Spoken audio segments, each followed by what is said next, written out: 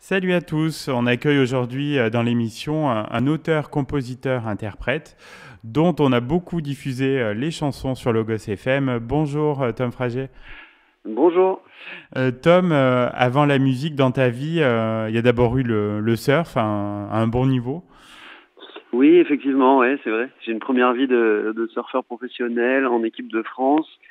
J'ai commencé à surfer quand j'avais 10 ans, quand je suis arrivé en Guadeloupe. Et puis voilà, je me suis pas mal baladé dans ce sport. Et quand tu Et puis continues, après, tu pratiques toujours, bien sûr. et je pratique toujours le surf à fond. J'adore, et j'en ai besoin, c'est partie de moi. Mais c'est vrai que avant, je surfais, je faisais des compétitions et je jouais de la musique entre les compétitions pour me détendre. Et puis maintenant, depuis quelques années déjà, c'est l'inverse. C'est-à-dire que Oui. je fais des concerts, du studio, de la musique à plein temps et je vais surfer dès que je peux pour me Pour ressourcer. t'évader, ouais, pour te détendre. Et comment tu as commencé à écrire tes premières chansons?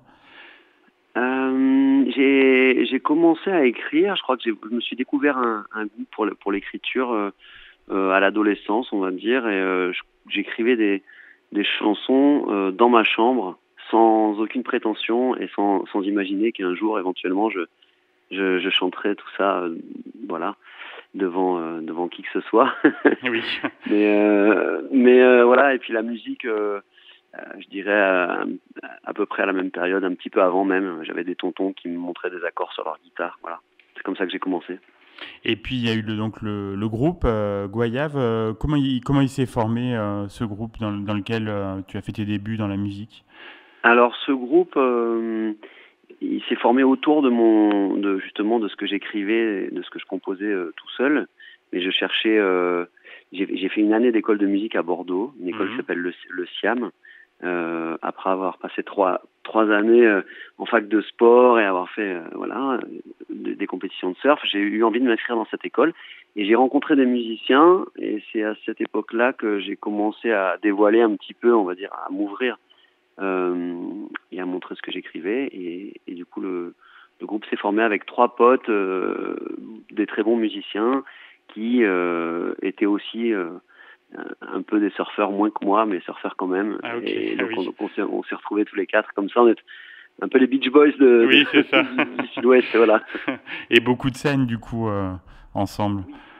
Ouais. Beaucoup de scènes. Alors moi j'ai vraiment, pour le coup, j'ai envie de dire, appris la musique sur le tas, parce Mhm. que je chantais dans ma chambre comme je le disais, mais c'est avec ces trois potes je me suis formé au live, quoi. Donc beaucoup de cafés-concerts et de tremplins aussi à l'époque, un petit Mhm. peu pour se faire connaître. Voilà. Mhm. Donc en 2009, là, il y a le gros carton avec l'album Better Days. Comment tu expliques ce succès? Alors c'est vrai que le carton de Lady Melody, surtout en Oui, 2009, oui. je dirais c'est presque un accident de parcours, un Mhm. accident heureux, mais un accident dans le sens où j'ai pas cherché ce succès-là coûte que coûte.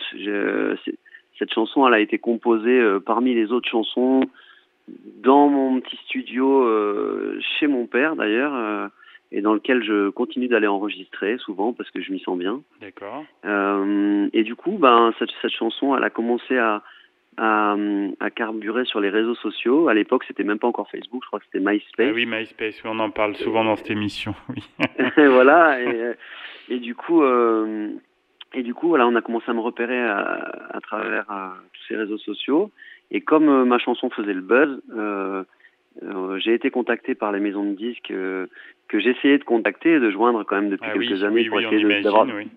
Et Ouais. là, d'un coup, la tendance s'est inversée. C'est eux qui m'ont appelé et du coup, j'ai signé avec une maison de disques importante et ça m'a permis d'être propulsé, quoi. Voilà. Parce que les autres singles aussi avaient bien fonctionné de Oui, l'album. Give Me That Oui, Love, oui, qui est sorti juste après. Et puis Home, un petit oui. reggae aussi qui a pas mal circulé sur les ondes, qui a très bien marché en télé, le clip. Et puis voilà, ensuite je me suis retrouvé pour des histoires de maison de disques aussi, parce que c'est quand même très politique tout ça, hein. Oui, bien sûr. Faut faut en être conscient. Parce que souvent les gens pensent que quand on vous entend plus à la radio, c'est que vous avez arrêté la musique, mais c'est un peu plus compliqué que Non, mais on ça. nous le dit souvent, oui, ici, oui, oui. Et du coup voilà, moi j'ai souffert du départ d'un patron de label qui a changé. Et du coup, ça a été compliqué pour moi de me maintenir ensuite. Et j'ai fait mes albums, du coup, les albums suivants, en indépendant, comme on dit. Oui, Voilà. notamment le troisième, là, en 2013, avec un beau featuring avec Tiken Jah Fakoly. Et tout à fait, d'ailleurs, ça me fait très plaisir parce que la plupart du temps, les gens pensent que mon premier album, c'est l'album de Lady Melody, mais je vois que vous êtes bien renseigné puisque vous avez suivi... j'ai travaillé un peu, ouais. Donc il y a bien eu un album avec Goyave, ensuite l'album avec Lady Melody, l'album dont vous parlez là, Carnet de route, en 2013. Et puis ensuite le quatrième qui est sorti il y a 1 an et demi, enfin en 2019. Mais voilà. là, tu avais, pour ce quatrième, il y avait une maison de disques à nouveau, non Non, finalement, alors il devait y en avoir une. Ah, il devait, j'avais re-signé avec une major, la avec même Capitol, non avec Capitol, exactement, qui est en fait anciennement s'appelait AZ et est devenu Capitol. Ah, oui. Moi, j'ai cartonné avec AZ Lady Melody. Ensuite, je me suis retrouvé tout seul. J'ai sorti Carnet de route et ensuite j'ai signé chez Capitol pour 3-4 albums, c'était ce qui était prévu sur le deal. Et en fait, comme ils ont essayé de lancer un single et que le single n'a pas pris, ils m'ont remercié et je me suis retrouvé donc de nouveau tout seul, sans avoir sorti aucun album avec eux. Et sur cet album-là, il y avait donc le titre Je me balade. Et j'ai continué d'aller prospecter après avoir sorti mon album de manière très confidentielle, puisqu'il est sorti un peu, voilà, dans l'anonymat un peu. Oui. Et j'ai continué d'aller présenter ce travail-là un peu à Paris et j'ai rencontré des gens qui ont cru en certaines chansons, en tout cas le dernier single là qui marche bien en ce moment qui s'appelle Je me balade. Oui, qu'on écoutera après l'émission. Hein. Voilà, d'accord. Et du coup, donc j'ai fait une réédition de cette chanson-là pour lancer une nouvelle aventure avec un nouveau label, etc.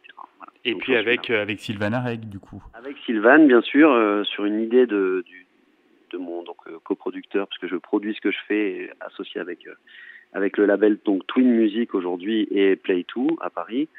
Et ils m'ont suggéré de faire un duo avec Sylvain, et comme le courant est très bien passé artistiquement et humainement, on a fait ce duo. Et puis les voix se marient bien en fait, hein, vos deux voix. Oui, c'est cool. Parce qu'on a des voix très différentes aussi, je crois. Oui. Donc c'est sympa, ça donne du relief à la chanson. Complètement. Donc le retour sur scène s'est bien effectué là depuis quelques semaines. Ça a dû te faire du bien. Ça fait du bien, c'est vrai, de retrouver le live et le public, surtout de pouvoir chanter toutes ces chansons. Je crois que le public aussi, lui, il est content de retrouver les artistes. Oui, je crois. Oui. Tom, tu es aussi très actif sur les réseaux sociaux. Comment on peut te rejoindre ta communauté? On peut me retrouver sur Instagram, Facebook, TikTok, un peu partout. Il suffit de taper Tom Frager, vous avez un compte certifié. Et du coup, là, je propose de faire découvrir mes nouveaux clips, mes nouvelles chansons. Je parle aussi pas mal d'écologie, puisque c'est un sujet qui me tient particulièrement à cœur. Donc voilà, vous êtes les bienvenus. Qu'est-ce que tu nous réserves musicalement dans les prochaines semaines? Alors, là, on essaie donc évidemment de pousser ce titre, Je me balade, puisqu'il a réussi enfin à se faire une place sur pas mal de radios, et régionales, mais nationales aussi. Donc on essaye de l'emmener le plus haut possible pour pouvoir ensuite, comme on dit, switcher, passer au titre suivant, qui est un titre inédit, celui-là, qui figure sur aucun de mes albums, mais qui a été validé par le label et maison de disques à Paris. Et donc ça dépendra un petit peu de l'évolution du single actuel sur les radios. D'accord. Tant qu'il monte, on le laisse monter, puis ensuite on passera au suivant.